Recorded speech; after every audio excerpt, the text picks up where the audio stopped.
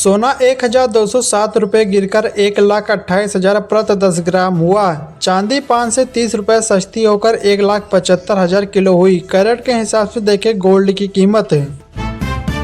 देवरिया में दिहाड़ी मजदूर दूल्हे दुर्गेश प्रसाद की बारात 30 ई रिक्शा में निकली। लग्जरी गाड़ियों का खर्च उठाना मुश्किल था, इसीलिए दोस्तों ने यह जिम्मा उठाया। 100 से अधिक बाराती जब ई रिक्शा में निकले तो यह बारात आकर्षक के केंद्र बन गई।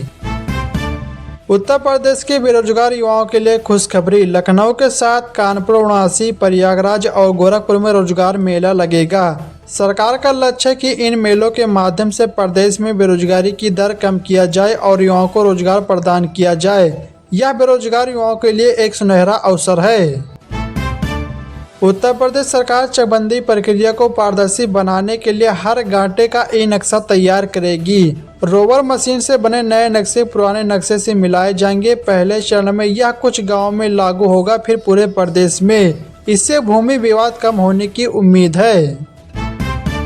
खाद्य सुरक्षा एवं औषधि प्रशासन अब आवासीय भवनों में दवा की दुकानों के लाइसेंस नहीं देगा।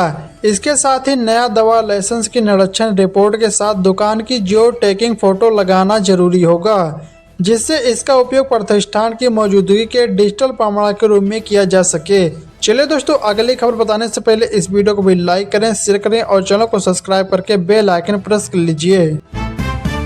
उत्तर प्रदेश सरकार पीएम कुसुम योजना के तहत 2025-26 में किसानों को सब्सिडी पर 40,521 सोलर पंप देगी।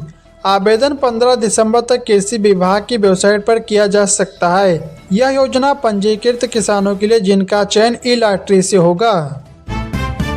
माघ मेला के दौरान श्रद्धालुओं की सुविधा के लिए रेलवे ने गोरखपुर लखनऊ वंदे भारत एक्सप्रेस को 13 से 25 जनवरी तक प्रयागराज जंक्शन के बजाय फाफामऊ स्टेशन से चलाने का निर्णय लिया है। इससे लखनऊ, अयोध्या और गोरखपुर रूट के यात्रियों को राहत मिलेगी, क्योंकि फाफामऊ स्टेशन गंगा पथ से जुड़ा है।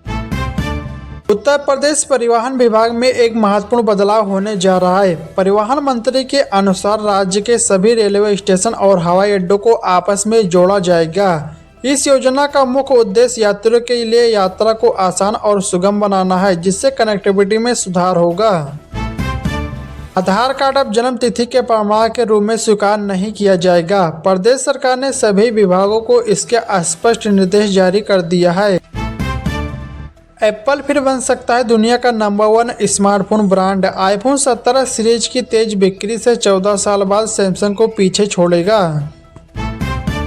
मुंबई से अहमदाबाद के बाद चेन्नई से हैदराबाद बुलेट ट्रेन परियोजना आगे बढ़ रही है। 7 से 78 किलोमीटर लंबे रूट की डीपीआर अंतिम चरण में है, जिससे 12 घंटे की यात्रा लगभग 2.5 घंटे में सिमट जाएगी। तमिलनाडु सरकार की मंजूरी के बाद काम तेजी पकड़ेगा।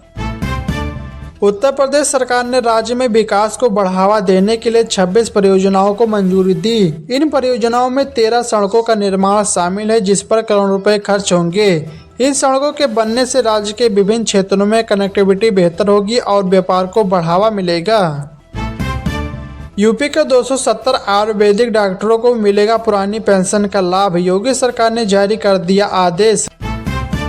यूपी समाज कल्याण विभाग ने छात्रवृत्ति योजनाओं के लिए संशोधित समय सारणी जारी की है, जिससे कक्षा 9 से 12वीं तक के छात्रों के लिए आवेदन की अंतिम तिथि 6 दिसंबर तक बढ़ गई है और भुगतान 9 फरवरी तक होगा। केंद्र सरकार किसानों को आधुनिक खेती के लिए प्रोत्साहित कर रही है। गाजियाबाद में किसानों को ड्रोन उड़ाने का प्रशिक्षण दिया जाएगा, जिससे वे खेतों में यूरिया का छिड़काव कर सकेंगे। ड्रोन से 1 एकड़ में यूरिया का छिड़काव केवल 5 मिनट में हो जाएगा और किसानों को 1 से 50 रुपए तक की बचत होगी। एआई आधारित 4 से सीसीटीवी कैमरों की निगरानी में होगा माघ मेला। 8 से हेक्टेयर में बसेगा मेला। उत्तर प्रदेश रोडवेज की बसों में अब मोबाइल ऐप से सीट बुकिंग और लाइव ट्रैकिंग की सुविधा मिलेगी।